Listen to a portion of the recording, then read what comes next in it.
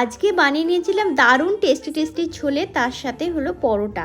তো প্রথমে সাদা তেল দিয়েছি, তাতে গোটা গরম মশলা আর তেজপাতা দিয়েছি, একদম ছোট কুচি করে পেঁয়াজ দিয়েছি, সেটাকে ভাজা হয়ে গেলে আদা বাটা, রসুন বাটা, টমেটো বাটা দিয়েছি, হলুদ গুঁড়ো, লঙ্কা গুঁড়ো, নুন আর সামান্য একটু মিষ্টি দিয়েছি মানে চিনি দিয়ে ভালো করে মশলাটাকে কষিয়েছি অনেকক্ষণ ধরে। আর একটু গুঁড়ো গরম মশলাও দিয়েছি।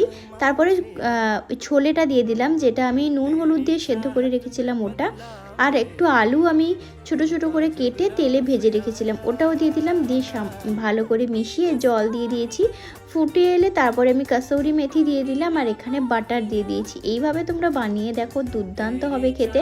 আর এখানে পরোটাটা আমি তেল ছাড়াই বানাচ্ছি, তার কারণ যতটা তেলটা অ্যাভয়েড করা যায় আর কি। এভাবেও খেয়ে দেখো, বেশ ভালো লাগবে পরোটাটা।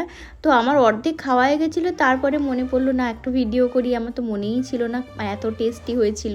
তোমরা